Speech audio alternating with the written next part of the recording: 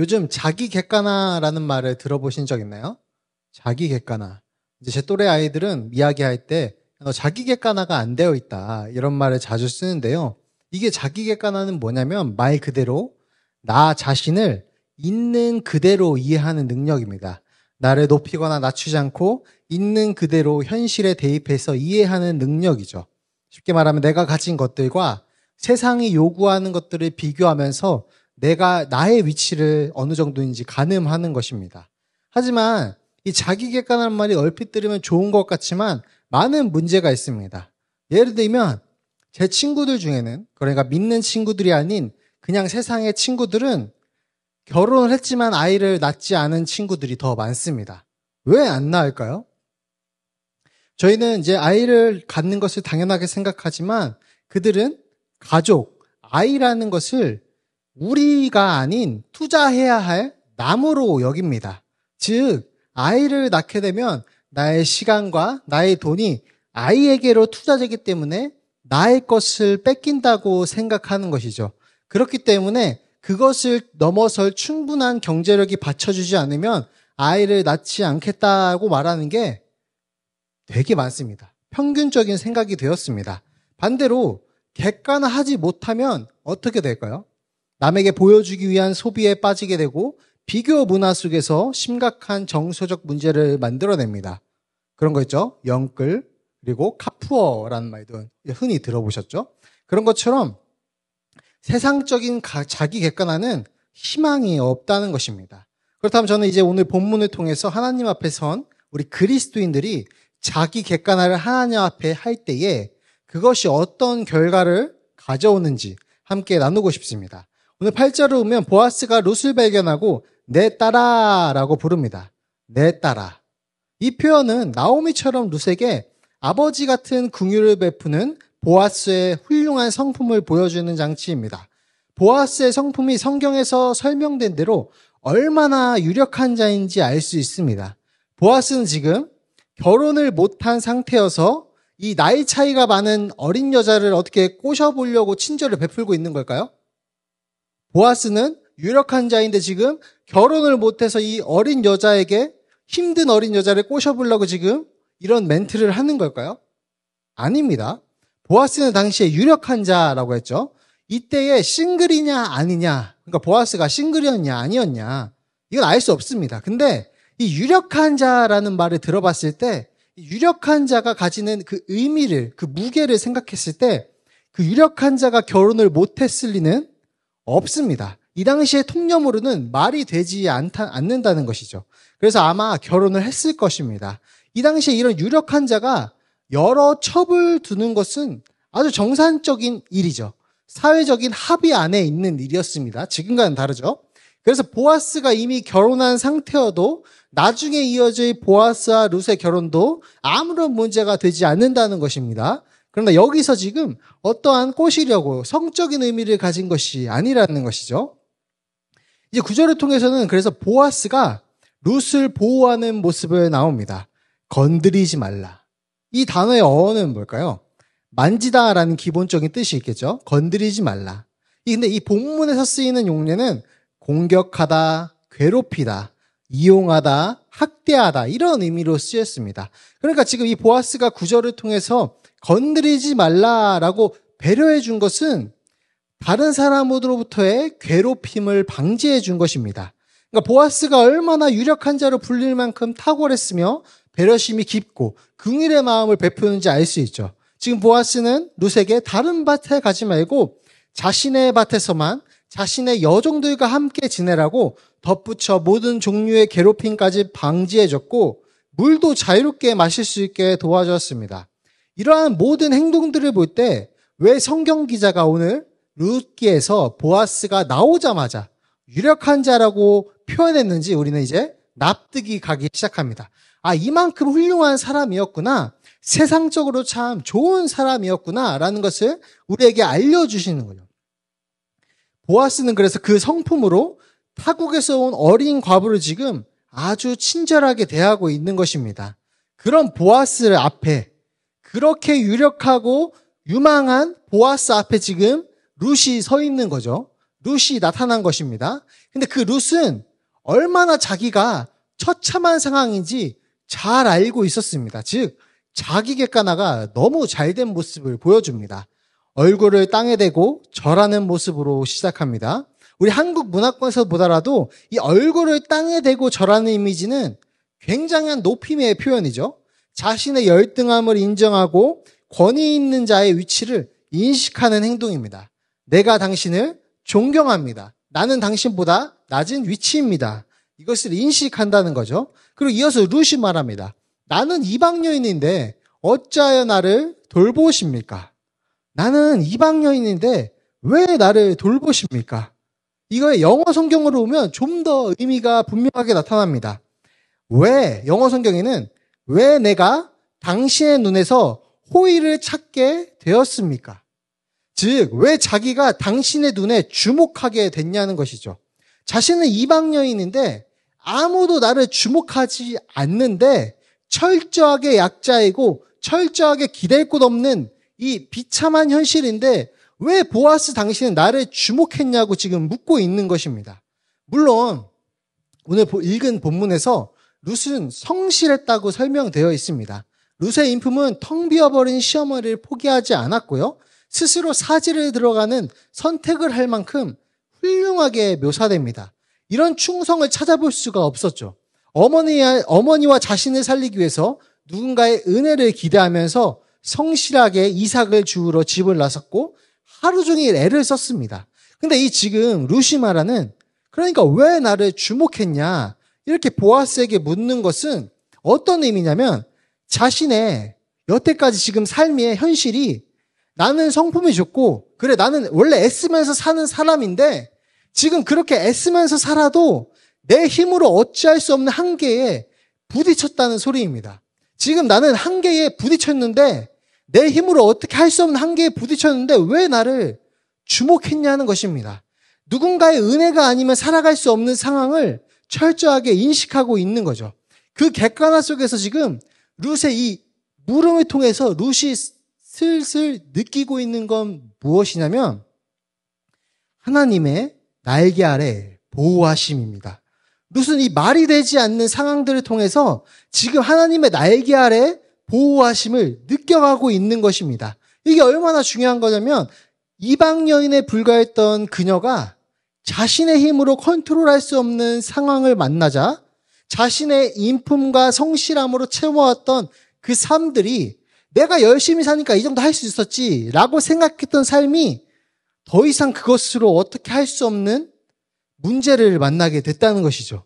그것만으로 충분하지 않고 여전히 내가 열심히 살아도 안 되는 환경이 있구나를 알고 나자 하나님께서 일하시는 것을 깨닫기 시작한다는 것입니다. 즉 내가 한계에 부딪히자 내가 하나님 날개 아래서 은혜를 찾게 되는구나를 깨달아가고 있는 것입니다. 그래서 룻은 지금 그 단계에 와 있는 것입니다. 그녀는 나오미와 함께 하나님께서 자기 백성을 돌보신다는 이야기를 듣고 이 베들레헴으로 왔죠. 그것뿐만 아니라 지금 보아스라는 사람의 밭에서 기대조차 할 수 없었던 큰 호의를 받게 됩니다. 그때 우리 저번에 봤을 때 룻이 어떻게 표현하죠? 내가 이렇게 돌아다니다가 혹시나 은혜를 얻게 되면 이삭을 줍게 되겠죠. 조금 한탄스럽게 말하는 거죠. 우연히 있어야 내가 이삭을 줍게 되고 먹고 살 수 있겠죠. 근데 지금 그렇게 한탄했던 룻이 기대치 못한 이 보아스를 만나서 큰 호의를 받게 되는 거죠. 자신의 한계를 뛰어넘는 호의를 만나게 된 것입니다. 룻은 이제 깨닫습니다. 이것이 단순히 나의 성실함과 좋은 성격으로 보상받을 수 있는 정도의 인과응보적인 호의를 넘어섰다. 즉 나의 능력을 넘어서는 무엇인가의 힘이 작용하고 있다. 이것을 느끼기 시작한 것입니다. 즉 하나님의 섭리가 작용하는 방식으로 삶을 경험해 나가기 시작한 것이죠. 왜냐하면 뒤에서 나오는 보아스가 왜 룻을 호의적으로 대해줬는지 알려주는 답변에는 이스라엘의 신학적인 정체성, 이스라엘의 신앙 고백이 있었기 때문입니다. 보아스는 유력한 자였지만 이스라엘 백성이죠.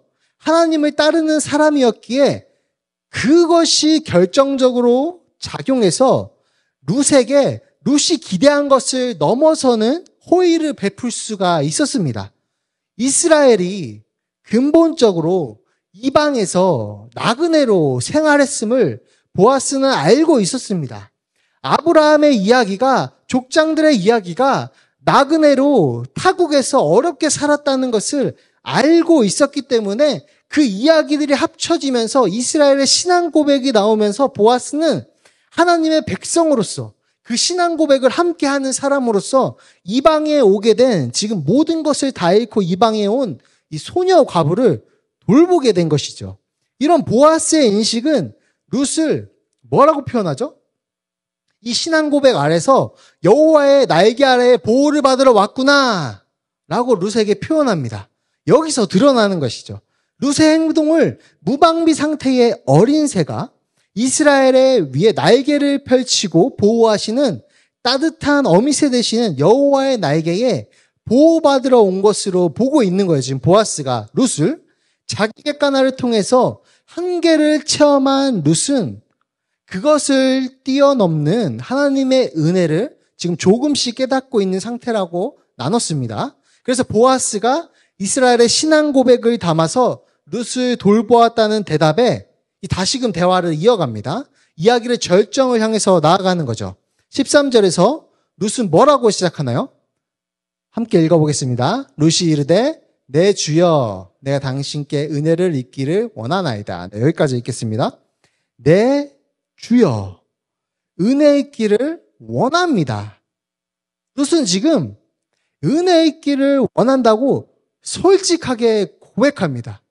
되게 염치 없는 말일 수 있어요. 근데 지금 룻은 솔직하게 내가 은혜를 원합니다 라고 고백합니다. 이게 어디서 나온 거냐면 룻이 철저히 자신의 한계를 인식해서 나온 것입니다. 내가 할 수 있는 것은 이제 아무것도 없다. 내가 성실하게 원래 살았지만 나의 성실함으로 해결될 수 있는 일이 아니다. 자신의 모든 능력을 통해서 일을 했지만 열심히 했지만 더 이상 그것으로 안 된다. 이것을 깨달은 것입니다. 아무리 성실함과 충실함을 갖고 있지만 그것을 짓밟는 사회의 차가운 현실에는 내가 가진 것이 아무것도 소용없음을 깨달았다는 거죠. 그녀의 철저한 자기 객관화는 이스라엘을 어미새처럼 보호하시며 날개를 펼치고 계신 여호와를 주목하게 만들었습니다. 자신의 한계를 보자 자신의 백성을 돌보시는 여호와를 보기 시작했다는 것이죠. 그래서 이것을 깨닫기 시작한 룻은 자신의 능력을 내려놓고 하나님의 돌보심에 솔직하게 기대고자 합니다. 조금씩 소망을 품기 시작한 것이죠.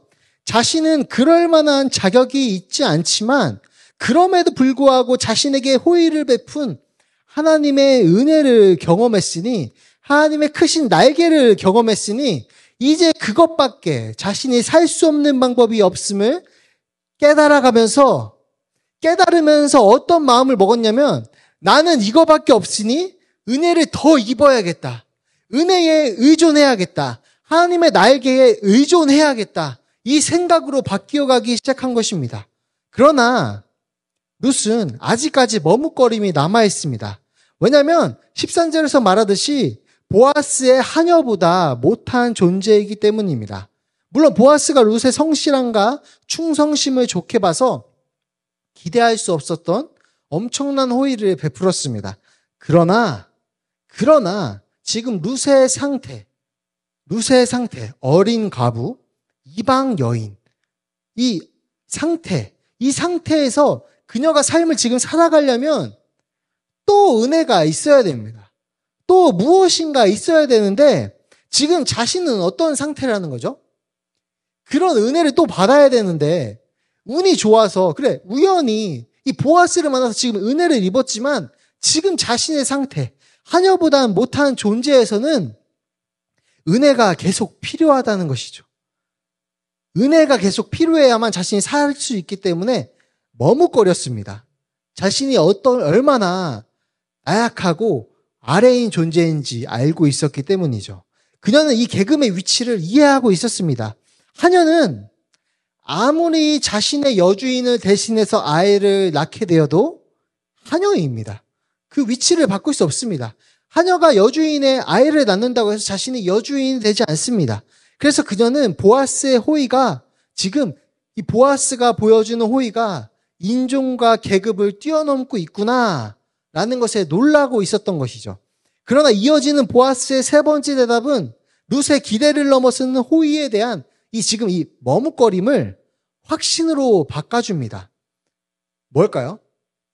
보아스가 그녀를 식사에 초대했다는 장면입니다. 지금 혼자 머뭇거리던 룻에게 이리로 와서 떡을 먹으라.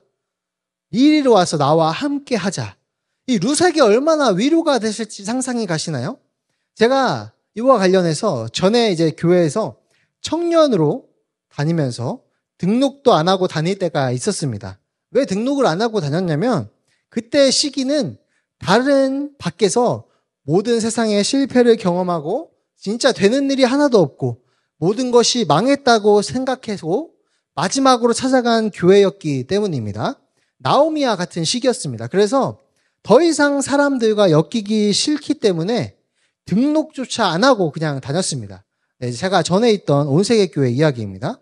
왜냐면 그때 저는 더 이상의 인간관계에 소망이 없다고 생각해서 그냥 조용히 아무도 나를 모르는 곳에서 신앙생활을 하려고 그냥 적당한 크기의 교회, 조금 큰 교회, 내가 왔다 갔다 다녀도 아무도 나를 모를 만한 교회를 선택해서 등록하지 않고 다녔습니다.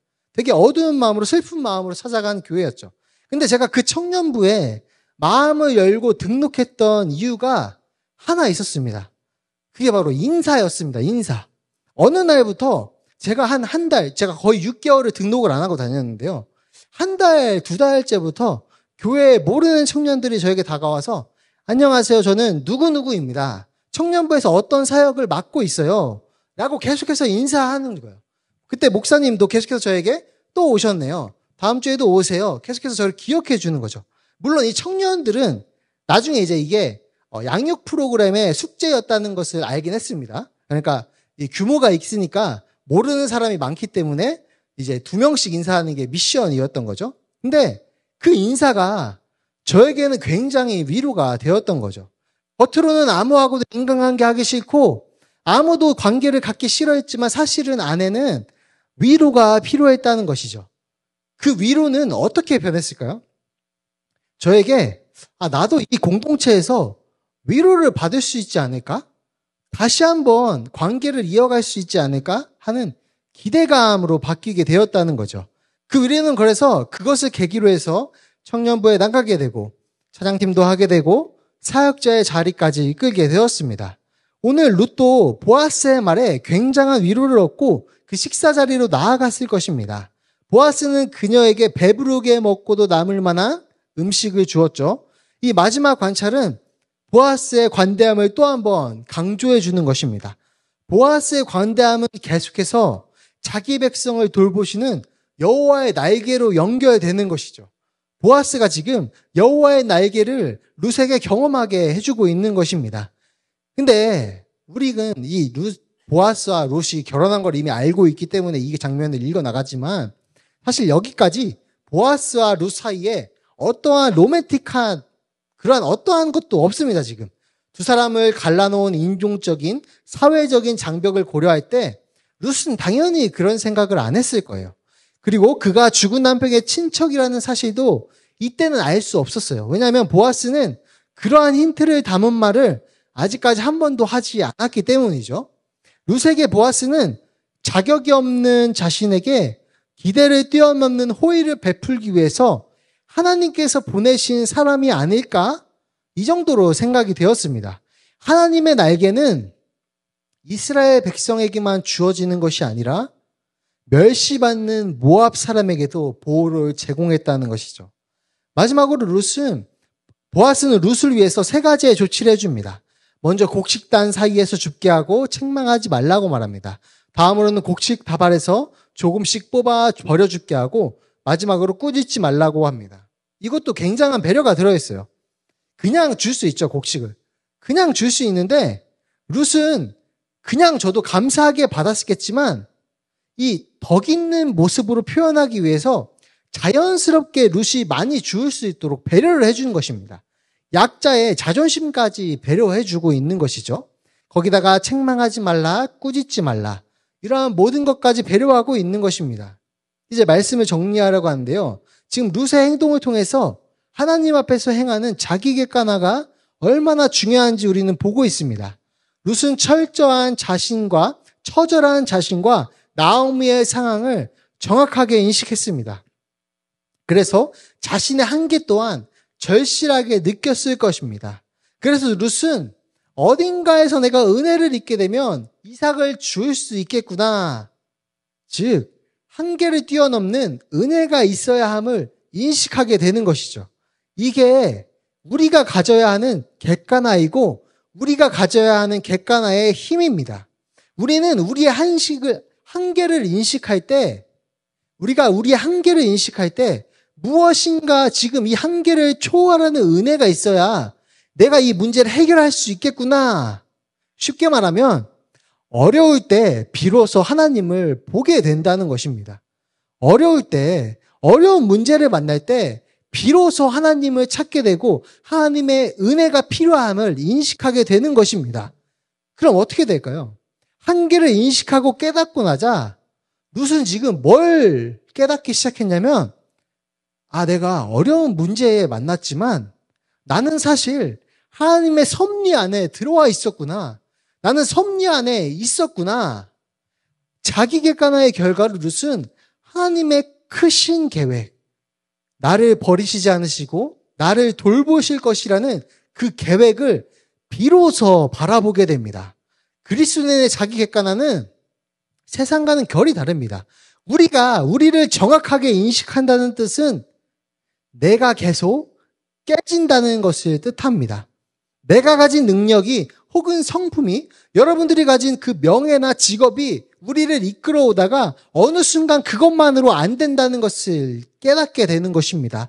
룻도 충성되고 성실한 성품으로 살아왔을 거예요. 그러나 룻은 자신의 남편이 죽는 순간 자신이 가진 모든 능력의 한계를 만나게 됩니다.